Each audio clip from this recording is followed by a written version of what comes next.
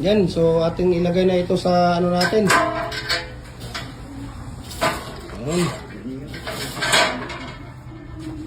Okay. Dadalhin na to doon. Ayan. Diba? Itong tapangan. Ayan, pang dalawa doon. Ayan. So, ito po ang fix natin, no? Ayan, makikita niyo. Fix po siya, no? 4 holes. Ibig sabihin, 4 na butas. Ayan, no? 4 na butas po siya. So, hindi siya matatanggal. Adjustable din siya, no? Lifetime use na po ito dahil 3.5 to 4 mm po yung ginagamit natin dito na steel plate. Ayan, no? Napakaganda po siya, no? At madaling gamitin natin. 15 to 18 minutes, pwede na natin tanggalin yung ating molder. Ito ang kagandahan ng fix. Dito naman, ito namang detachable natin. Okay rin ang detachable. Napakaganda talaga detachable kasi pwede mong babaklasin sa isa-isa.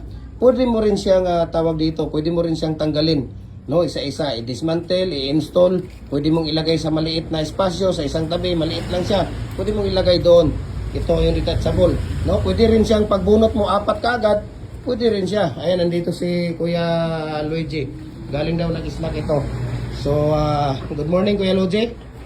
Ayan, so ito ang kagandahan ng ating detachable at saka fix. Parehas po yan sila adjustable, no? Lifetime na gamit nyo na po yan. Dual po ito at heavy duty, no?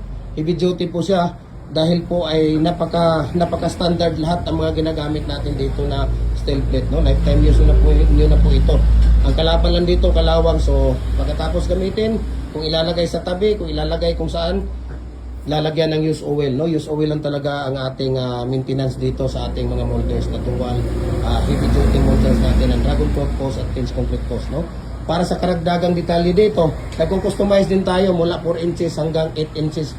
8 inches po, pwedeng 4 and a half by 4 and a half, pwedeng 5 by 5, pwedeng 5 and a half by 5 and a half, pwede ding tawag dito 6 by 6 or 6 and a half by 6 and a half or 7 by 7. Basta ang standard natin 4 by 4 by 8 feet po. Yan si Kuya Mimer, no? Yan po talaga ang pinaka-standard natin dito, no? Andito na si Kuya Luigi. Ayan. So i-follow nyo yung ating Facebook page, no? Gem Hardware Kukulamber at Concrete Products. Balulang Brands, Gem Hardware Kukulamber Concrete Products. Ganito ang brands. Triple A and F Kukulamber. Ang ating Instagram account, Felix_Pagikan 2000. Ang ating personal Facebook account, Felix Tan Pagikan Jr. Ang ating YouTube natin, Gem Hardware Kukulamber Concrete Products. Or ang ating TikTok, Felix Tan Pagikan Jr. or at Gem Hardware Cagayan de Oro City. Para updated po kayo sa ating mga video, no? Sa ating mga mixing regarding dito sa mixing ratio tip natin, paano natin ginagawa, paano natin ang mga tips dito sa mga mixing natin sa lahat po, no? Price list, no? Message nyo ako para ma-share ko sa inyong price list sa shipping details. Wala po tayong tubo dito sa mga molder ko, mga idol, no? Hindi po tayo nagpapatubo dito. Sa halip, kayo pa po ay nakakapag-discount dahil nga mababa lang ang bigay ni Kuya Mimer sa atin dito, no? Dito lang po yan sa Cagayan de Oro, no? Walang iba ang gumagawa ng molder ng mga original dito. Especially sa mga bricks, hollow blocks, decorative, CPC pipe, culvert natin, TP na manok, baluster, lahat po ng mga concrete products, no? We can customize them according to your needs, no? Mayroon lang kayong drawing, details, lahat, at we can customize, okay? So, ano pang hinihintay ninyo? Message nyo ako, share ko sa yung price sa shipping details dito. Ayan. So, ito nga, makikita niyo ito RCPC pipe natin, no? 24 inches, yan po ang outer natin. Ito naman yung inner natin. Nandoon yung lock ring, top ring, at saka shoot ng ating 24 inches na tawag dito. Ayan. Ito makikita ninyo yan dyan. Ayan. So, hinihintay natin, no? At ito po ay ipapadala na natin ito. Ayan. So, ipapadala na natin ito sa tawag dito.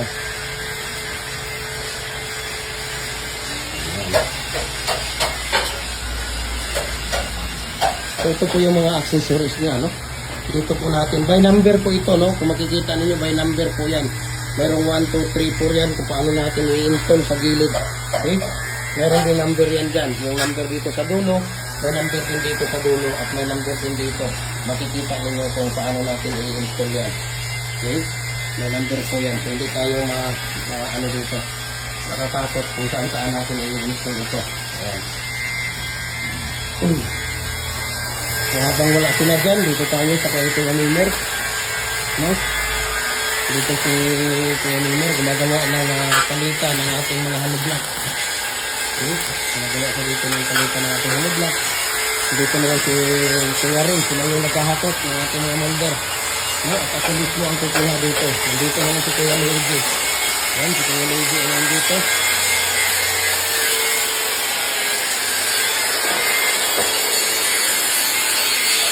Ayan. Ito yung ginagawa ni Kuya Luigi dito. Palita ng haliblock ang ginagawa niya dito. So, balik tayo doon. Dahil malapit na silang darating.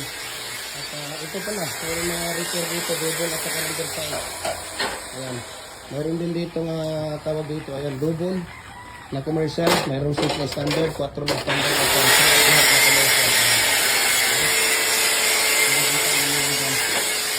So, busy sila dito sa fabrication, no? Busy sila dito. Mayroon single dito. Ayan, gagawin pa lang. Single. So, dito sila. Dito sila lahat. Ayan.